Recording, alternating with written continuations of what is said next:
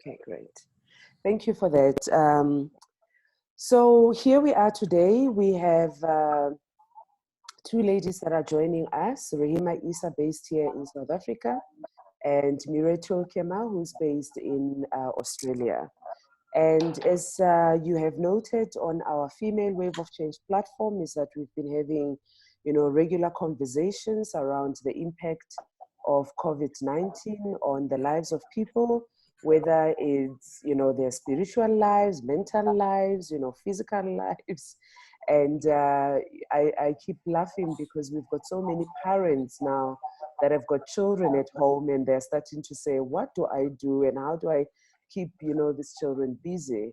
What we, however, realized is that from an economic perspective, the restrictions that have been put, in the various countries are really starting to impact how people are running their businesses and the profitability of businesses. However, we also then recognize that from a women's point of view, we also need to start getting to understand how is this impacting on women, and thinking about our country as an example in South Africa.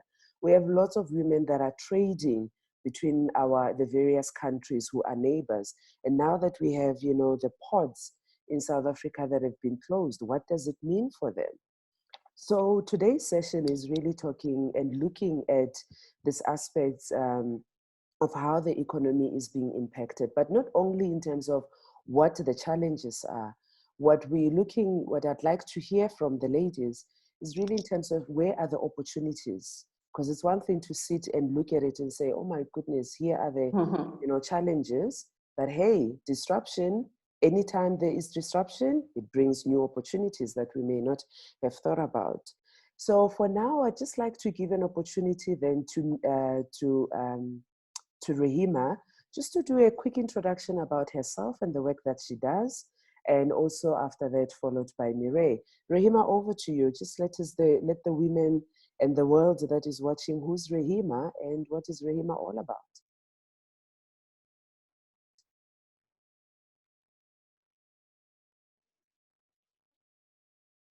Ray?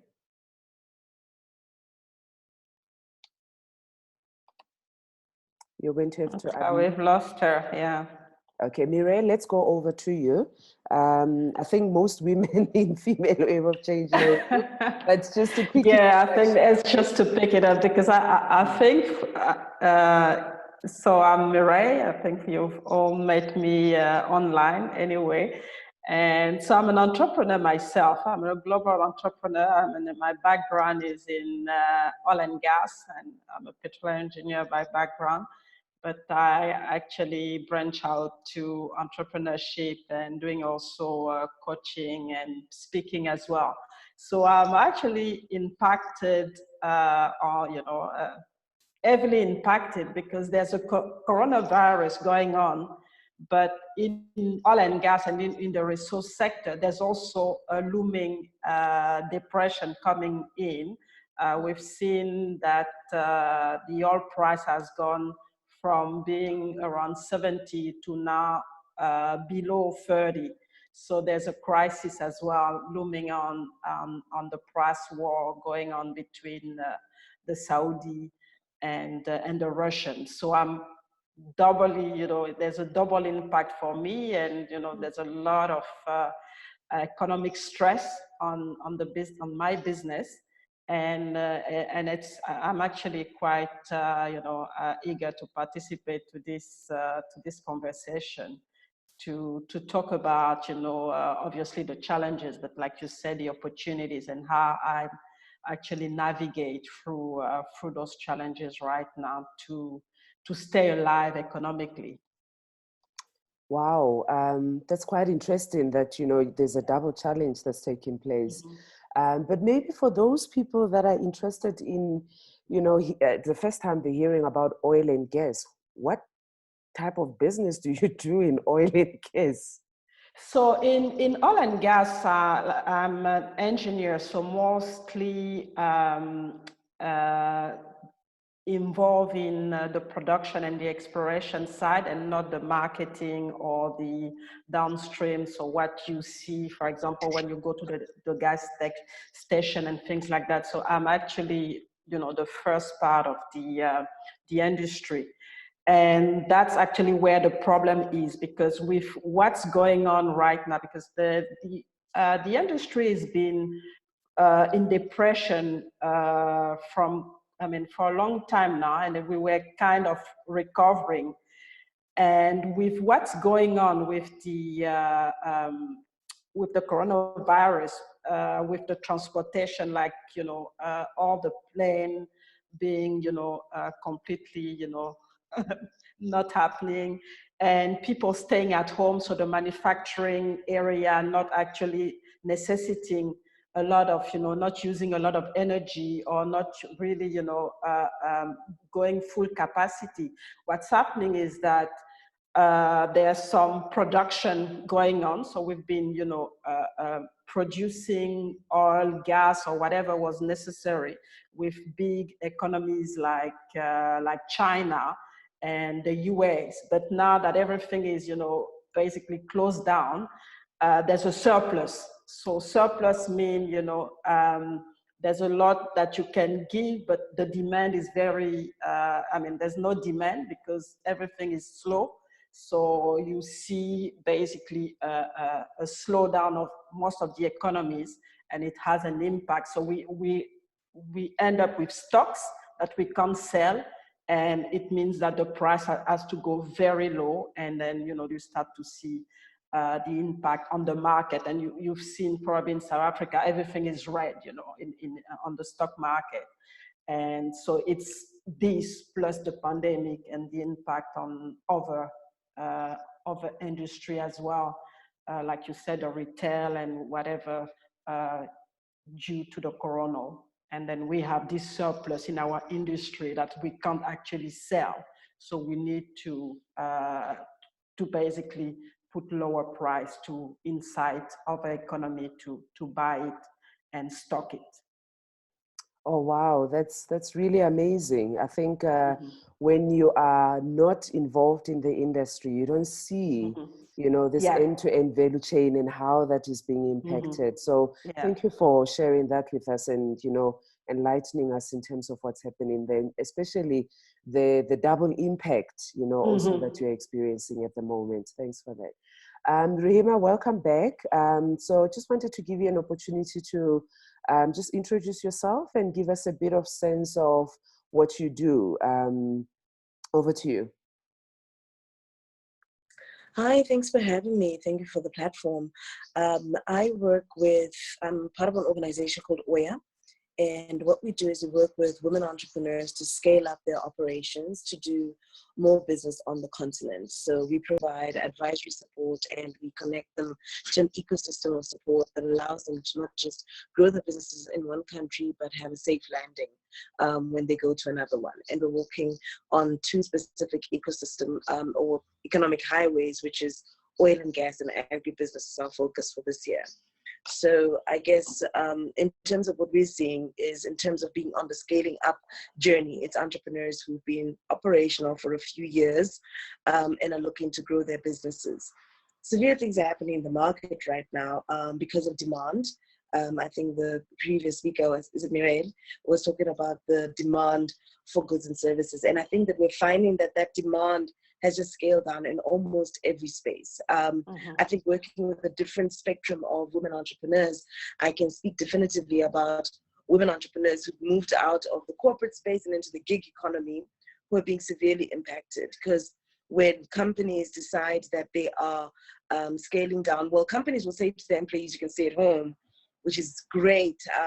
However, those who are depending on work from corporates are significantly impacted right now. They don't have access to opportunities where they've depended. I think the entertainment industry has been significantly hit, where people know that for the next 90 days or so, at a minimum, there's no opportunities. So the question that comes out is, how will people feed themselves? We say to people, stay at home.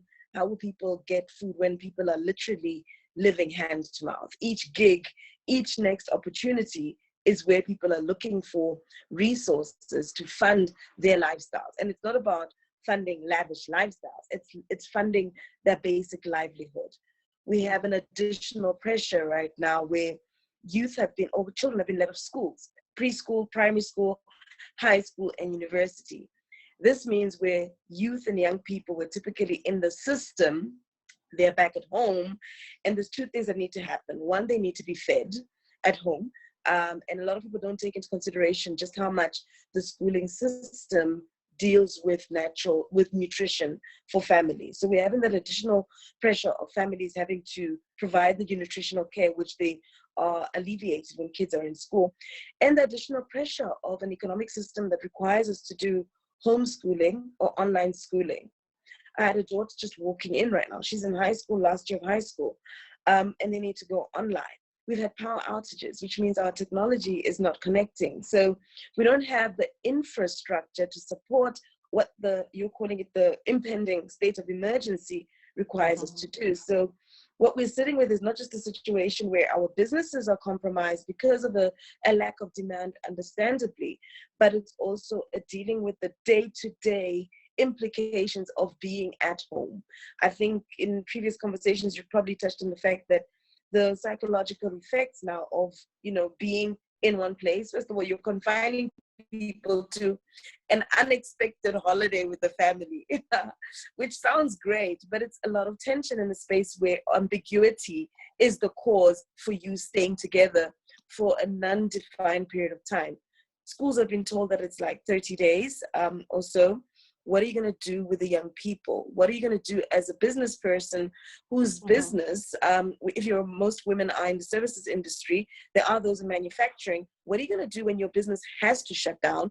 You have a responsibility to pay people. People depend on you, but you also need to create this safety notion of staying away from each other. And I think the big question in the air is, what are the coping mechanisms that we need to have and adopt in order to just make it through each day psychologically, mentally, emotionally, and socially, so we don't disconnect? I know the whole notion of social distancing requires us to keep physically separate, but how do we stay healthily, socially connected, which allows us to keep in touch with the information that we need to know, not get an overload, but also have social ties that we don't feel like we are actually alone. Wow, thank you, Rahema. That's really amazing, and I think what you're also bringing is in terms of this whole issue of being with family as well, and the women that are in the services industry. As I'm sitting here, I'm thinking I would have planned to have gone to do my nails, but now I can't. Not that I can't, but I'm a bit, worried, how is this affecting that business? And it just got me thinking, what about those people and those women that are running, this kind of services? What are they going to be doing? Are they going to be coming to our homes now? Are they allowed to be driving to our homes to come and provide these services? So I suppose this is where then my next issue comes in, to say, we see these challenges, we hear them, we understand where they are. What opportunities? What are the opportunities, especially for what I like about people that are entrepreneurs is that they, in my sense, having been in corporate for over 25 years, is that I find entrepreneurs think out of the box, right? Where I see a problem and I think this is the solution, they come up with a totally different solution. So what I'm asking is, what are then some of these opportunities? Firstly, for themselves as businesses and business leaders, but secondly, for the people that are in the chain, the big manufacturing, the big supply chain companies, how can they be able to support, these women that they brought in to say, we want to support women businesses, we want to, ensure that they survive, but now everybody is almost at a standstill, even though in our country and maybe Australia, it's not a total standstill as yet. No. But what opportunities do we have? Mireille, Just some of your thoughts in terms of what is I think the challenge, like you said, I mean, a lot of women are actually into those industries where you need to have people, around, and there's a challenge for each of us. I mean, entrepreneur to become a little bit more creative and collaborate, because we can't actually do it on our own. For example, you were talking about your nails. You might actually try to see if you can have, I don't know, a driver or somebody who can actually bring people to you one by one, or have an opportunity to go somewhere where you can isolate and make sure that you have somebody who can actually, who knows the health industry, to make sure that they check people, and then you can, continue to do your work. But at the same time, you probably need additional money for that. So there are opportunity either to ask around to raise money temporarily that that you're gonna give back later on, or go to the government as a group to talk about the problem and see how you can maybe get a loan at a lower rate to help you to keep going and to have this liquidity that you need at such a difficult time. And then when things come back to normal, then you have to basically organize yourself to give back the money to the bank at the rate that they. So there's a lot of creativity that we need to we need to sit down and see, okay, what can we do, who can we work with to make the process to at least survive and get enough cash flow to take care of our families, and to keep having this flow of money until hopefully, I mean, this pandemic goes away. But at least have this what we call this security flow of money, that you can still function and give some security to your family, with the kids being at home, or even involve. I mean, if you have a grown-up kids, involve them in the process, but really look at those creative options that you can have. I mean, for some of us, I mean, a lot of things are now happening online. I mean, I've started working online last year a lot, and now it just means that while this pandemic is going on, it's going to be online full time. And so that's the opportunity. But then in South Africa, with all the electricity problem, then there's an issue there. So you'll have to see how it can you can actually manage the situation. Because if talking to a client, especially overseas, and then power is cut, then it becomes a problem really for you, and you might actually lose the client, and it's gonna go somewhere else. So I think those are the kind of solution that we need to look at. It's not just about us now. And that's where, this year theme is actually very good. Yes, we have all those skills. We have a business. We want to make money. But then if we really need to get out of this situation, we have to look at the collective and how we can collaborate, either between entrepreneurs, or look at the government or other industry, how we can make it happen so that everybody can actually, stay on its feet. Interesting. You say that you're talking about the theme. I just reminded of the UN Women theme for this year, which is each for equal. Doesn't that just become a reality in terms of what we are, that's what I'm saying, dealing with right now? That if we are going to all survive, we all need to be connected, to each other, And secondly, you're talking about, finding ways of continuing to do business. I think this is also then an opportunity for banks, right? To bringing all those online platforms, for the payments, because we've been told we shouldn't be touching, currencies, real money.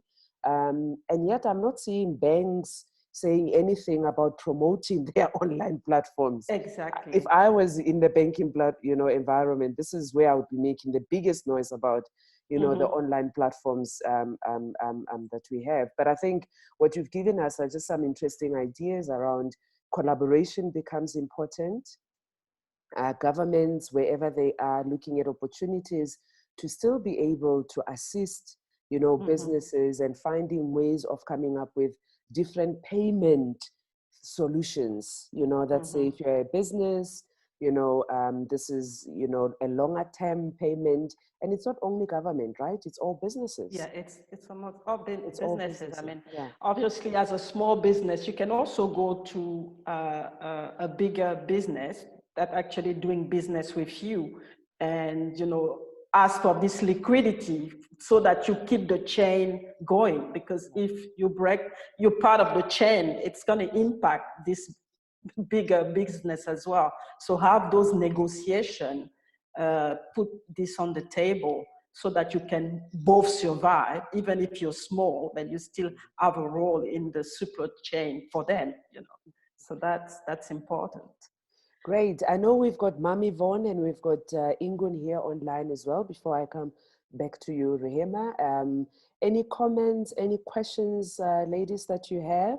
And if there's anybody else that's online that we can see, you're welcome to post your question on the chat box and we'll address it to our speakers for the day. Yes, I think I want to say some things. I've been writing a lot on what Mireille and Rahema are sharing with us, and thank you so much for that, ladies, because there's so much going on that we are not aware of, and I think it's very important that we do share it. So also use all the platforms to make people aware of what is going on. I think that's a very good message. For now, and I've been now in a lot of webinars, I think what is important is to focus on what we can do now, because I think it will be a long-term problem, but there is a time after Corona, but the world will never be as it was. I think it will absolutely be different. And right now we have to think creative in what we can do, where we can find the solutions, and the solutions that also will work after Corona. And things like this, like the oil and gas industry, it's so huge, it's so big. I have no idea how to solve that, but I do know how to look at the local entrepreneurs, the smaller entrepreneurs. I support them, that I know that everything that is happening with them, that they at least get their money's worth for what they are doing. So I do believe that it's important that we all focus on the local economy. Focus on solutions, absolutely, so important. Be creative. It is the time for us to be creative, and to be creative, I do believe, as that's my way in the female wave of change, to do it the feminine way. And there will be a world after this that is more back to the basics, and it will be more down to earth, and it will be more human. We have all experienced, after this, we have all experienced something that we never thought we should experience, that we would experience. So please don't think in the ways that we have always done, but think the feminine way, and use every creative part of you that you have to think of new solutions and how you can support. And when I feel, when I hear you say, Rahema, that yes, these kids at home, that is an issue for people, but I also hear that women are losing their gigs. So the women who are losing their gigs, let them take care of some more children, so that that they get some money out of the things that they are doing, so that at least for now, that for the time being, we can do this. So find those solutions, and yes, collaborate. I like that. Times like this offer new opportunities. Absolutely. You can see things going on, and we have been working here for the past several days, and yesterday, my husband and myself, we mentioned, you know, we have never been as busy as now. Mm-hmm. You know, we keep on sharing, we keep on working, we keep thinking creative, and we keep doing things, keep acting, you know, and then there are things happening, and there will be new clients coming in, clients you have never ever thought of, but now suddenly are also looking for new ways and might be waiting for what you are sharing. So just keep on acting and keep on doing the new things, because now is the time for the new things. And yes, we are in this together. You know, there's we have yesterday created this group, this WhatsApp group, just with here the street, and gave everyone some flowers and a letter that we are going to do this. You know, people were so thankful, they were so grateful, and already we have discovered who are already in a situation that they need support. So also, you know, do things like that. And, you know, there's someone who said, I can cook extra for people who are unable to go you know, to do their shopping, and just ask, you know, a small amount for what you're doing, and find those new ways. So on one hand, think short time, think how can we provide those solutions right now for the situation people are in, but also think after the pandemic. The world will never be the same. The world is waiting for those solutions that we've always said, it has to be a better world. So how can we create those new opportunities right now that fit in that better world? Great, Ingun. I think that's, you know, that's really powerful, and especially on the now. If I look at countries like South Africa and probably Australia, we're still going to be getting into the kind of shutdown, if one can put it like that, and what happens then, which then brings me to you, Rahema, to say, I know that with a lot of work that you've been doing, you know, the focus is really on the practical, the now. As you spoke earlier, you're talking about women that have been trading across borders, and now all of a sudden they can't trade. Yet in the towns around the borders, there might be a way that they're trading. So I'm just now really just checking with you. What are some of the thoughts that that you have? What are some of the work that yourselves and in the spirit of Womanomics, you know, are starting to share with women in terms of how they continue to stay alive and to keep their heads above the water during this time? Yeah, thank you so much, Debella. I think, you know, we always listening and hearing about the he for she equality, he for, you know, and what it translates to practically on the ground is sometimes very different. The mechanics of policy take a long time to distill into the operational realities of the world. And I think that there's never been a more important time for women's collective voice, and collective voice in terms of lobbying for change. Particularly in times of chaos, there's this assumption that everything is equal and everybody has an equal playing ground. The reality is that the playing ground, even as today, even as it was 3 months ago, was not equal for women in terms of access to opportunities. The reality is that with disruption creates an opportunity for that equalness to actually be filtered in, but it's not going to happen just because there's disruption. Those inequality barriers are still up. And so in terms of creating greater access, there must be a collective voice and lobbying voice that makes sure that women's participation in spaces is not forgotten.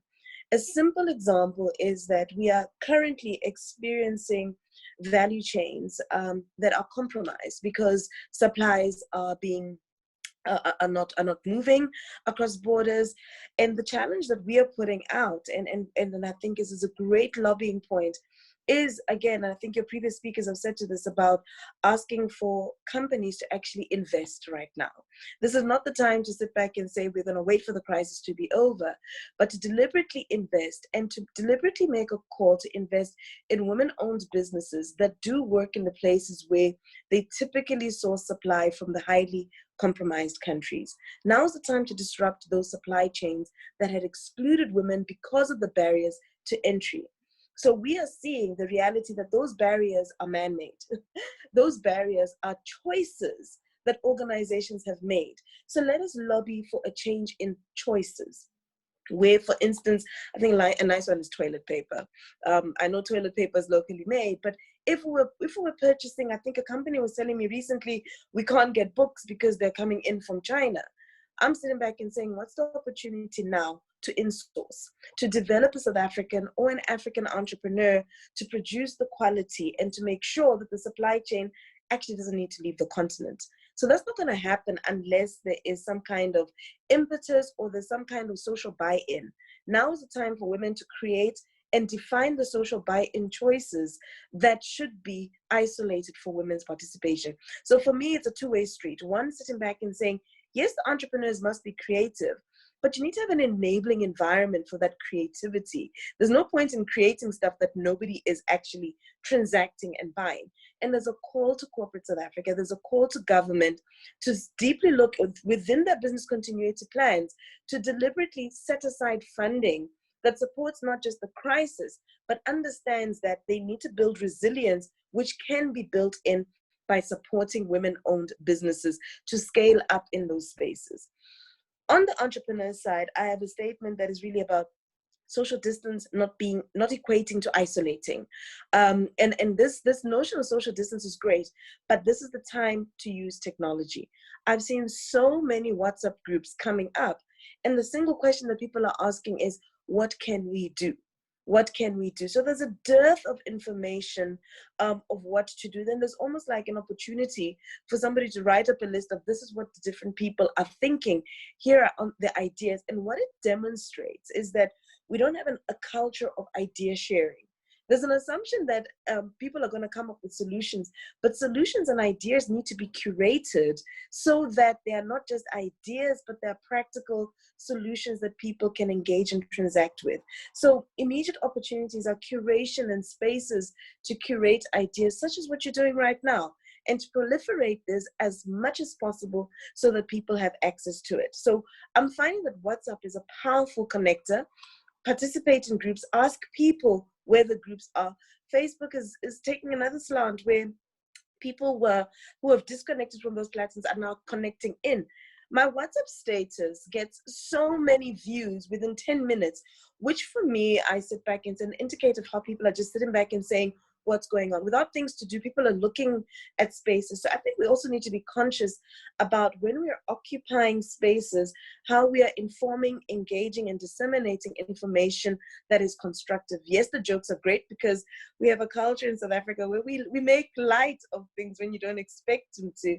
But we must understand the power in disseminating information. And I think finally, there's one space where that has been topical before the coronavirus has been the notion of 4IR. And what was widely accepted was that women are going to stay behind. How do we use circumstances like this to ensure that women catch up?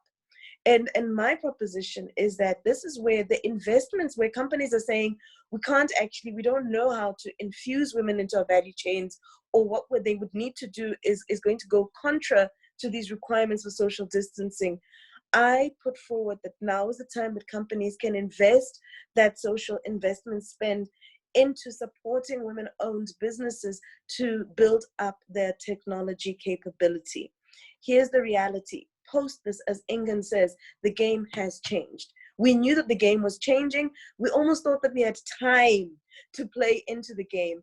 But with everybody looking for digital solutions now, it means that if women businesses are not digitally inclined in the next 90 days post, and I'm saying 90 days because we know it could be even a year, that they are going to be further disenfranchised. So now is the time, and it's a simple thing.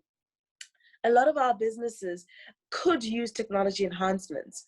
We do not have access. A lot of women businesses don't have access to technology support to identify how to reroute what we're doing to technology solutions. Now is the time for corporates to support that matchmaking process between tech developers and women-owned businesses so that we use this time that we are out of the market to buttress and to shore up our internal capabilities so that we at least have a better playing field. I think there are practical things to do. There's practical spend. It does require spending. It requires a social conscious and deliberateness as to when this is over, what is the reality we would like to see? And what is the commitment that corporates are making now, not just to survive in their spaces, but to ensure that the ecosystem doesn't leave women behind? Wow, wow.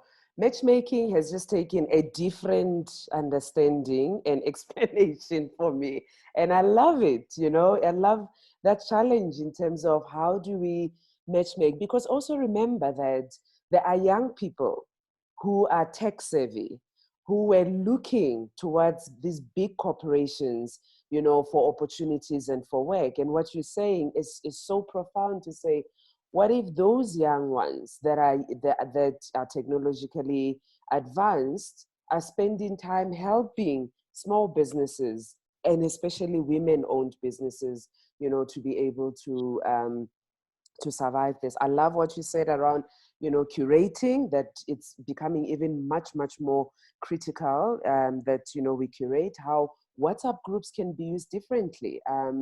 You know, in the estate where I live, yesterday somebody sent through a message where they are collecting non-perishable food items because they are going to give them to an NGO who now do not have food anymore. And they're asking, you know, people to donate what they're able to donate, whether it's in the food items or whether, you know, it's in funding, and it's all just happening on WhatsApp. Messages are going through WhatsApp. What you're talking about in terms of, you know, investing in support and building on the technology solutions, I think it's something that we've been speaking about for a number of years. What I'm hearing from everybody is this is an opportunity to make these ideas that we've been talking about become a reality, whether it's in a big scale or a small scale, but this is an opportunity for them to become a reality. Ma'am Yvonne, any other pointers from your side? Because I know you're going to give us some wonderful spiritual thinking whilst we're thinking about how to keep the economy running, but also keeping our spirits.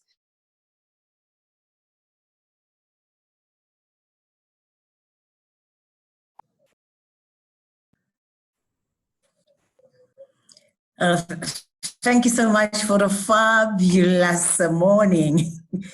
I think some wisdom and knowledge has been shared, but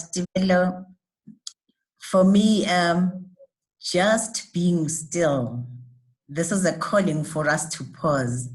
And I think our great businesswomen here have shared that the time for innovation, for creativity, but that happens when we go through pain.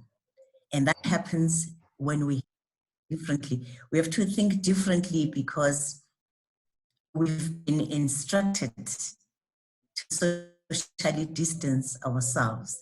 So as women, as mothers, this is the opportunity to tap into ancient wisdom. I've seen a lot of women using what we used to use when we didn't have disinfectants and so on, mixing spirit with this and that. So we're tapping into that ancient wisdom, but it's also a call for us to simplify our lives. We've mentioned change. Yes, it's change, but during that change, it says, let us think differently. There are new things that we need to introduce in our lives.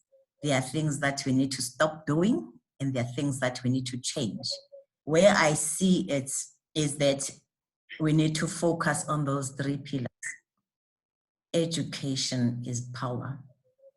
How do you reach out to the vulnerable, to the downtrodden, so that they also have access to this information, this knowledge, and therefore we can create safety and security and support them, enable them, and empower them to also plan ahead. But secondly, we need to come back to source to delve deeper.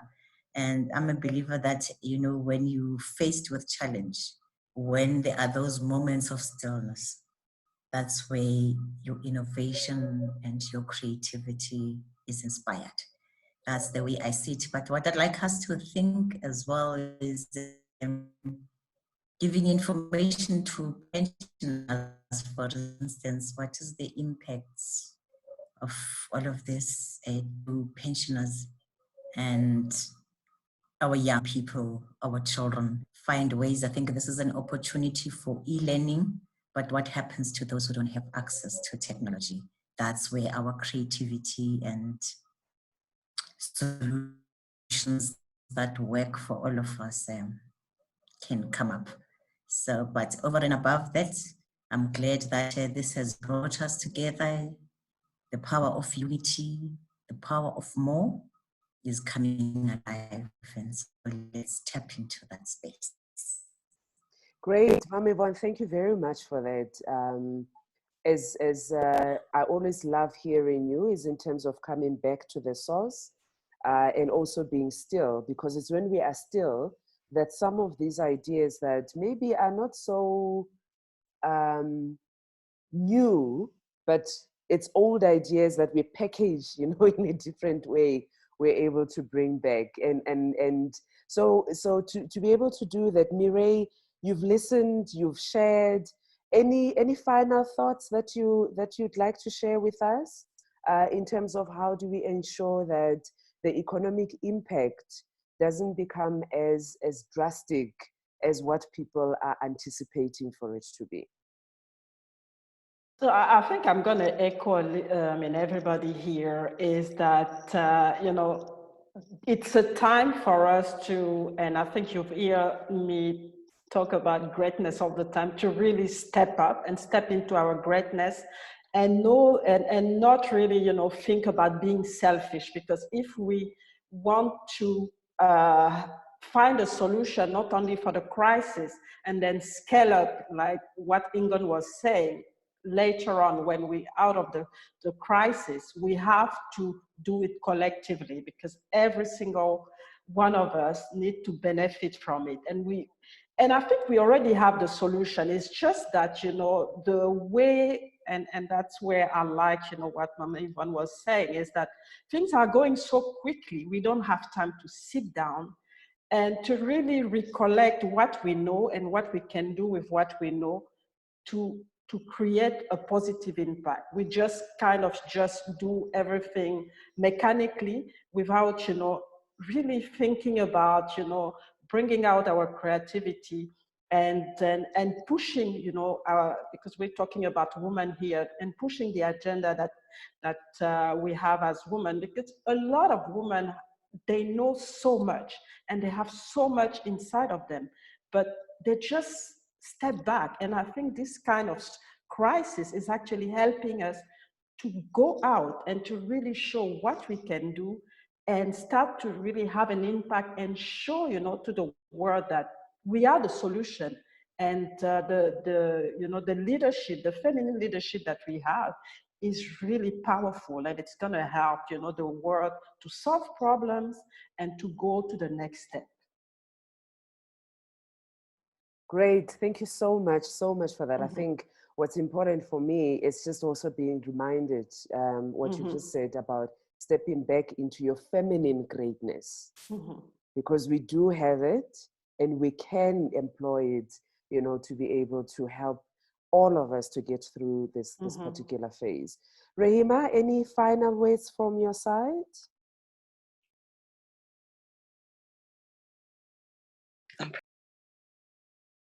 Me, it's beautiful about stepping into feminine presence, and for those who have platform, leveraging the power of platform, because what my experience is that not everybody wants to lead, not everybody knows how to lead, not everybody is equipped with the tools that leadership requires and wants the burden of leadership. And so those who are already in spaces of leading, either through organizations or leading through communities, we ask them to show up their muscle to lead even better in this time. And I think that then the burden for other women is to follow responsibly. And that following responsibly is in providing the kind of support that leadership requires. So I think that we are going to make mistakes. We are not going to come out as a united female front and all of a sudden out of this, but we can identify those things that will work greatly for the community, and let's support them to as much as possible. Participate in forums such as this, identify other forums. Let us use this opportunity to share as much information as possible, because whilst there are leaders that are out there, we don't know other spaces that women can find opportunities to hold up their hand and say, I want to lead this one, or I want to follow in this one. So let us make sure that the circulation of information keeps flowing. Let's keep women in the loop of engagement. And that's why I'm saying social distance, don't isolate. Keep informed, keep apprised. Don't be toxified by the amount of information. Diet the kind of social information that you're getting, but be deliberate about the sources of information. Engage, inform, transform, step back and be one with the family. Wow, that is so powerful. By the way, we're happy that your electricity is back. My daughter's been pointing to me and I've been saying, what do you mean? And she's like, the power is back on. So I'm glad it's back too. Wonderful, wonderful. Thank you so much for that. I think what I'm loving, what's coming out of this is using this concept of matchmaking into our greatness as feminine leaders. That for me is becoming such a critical, element, and it's become such a strong message that we've heard from you ladies.